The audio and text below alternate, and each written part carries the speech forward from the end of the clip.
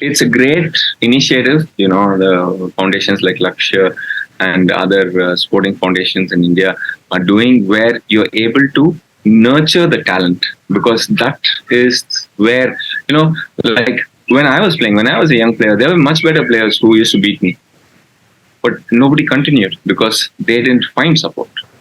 If they would have continued, maybe I might not be sitting here today in front of you as one of the best, finest players. But I think if the talent is nurtured from a very young age, and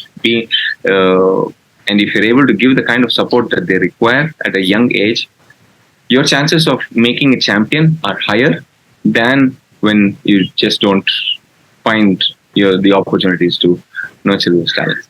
So I think that way, India is in the right direction, and foundations like Lakshya has been doing a fantastic job. Even for me, even if you look at my own case, 2016 I started working with Lakshya Foundation, when there was no other foundations who had come forward. Even though I was a national champion, a Commonwealth champion, Arjuna awardee at that point in time, and 3-time Olympian, still there was not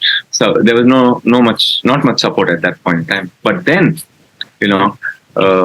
in Rio was when Lakshya Foundation had come forward and they started supporting 4 players for table tennis, and from there on, you can clearly see the kind of growth I've had and table tennis has had. So it's a great initiative, that foundations like this are coming forward to support sport, and at the same time, we need the corporate support. The government is doing its bit.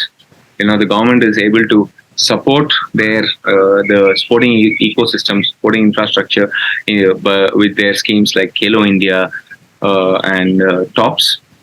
But there are a lot of other younger talents, grassroots level talents who are in between the grassroots level and the champion, the champion material.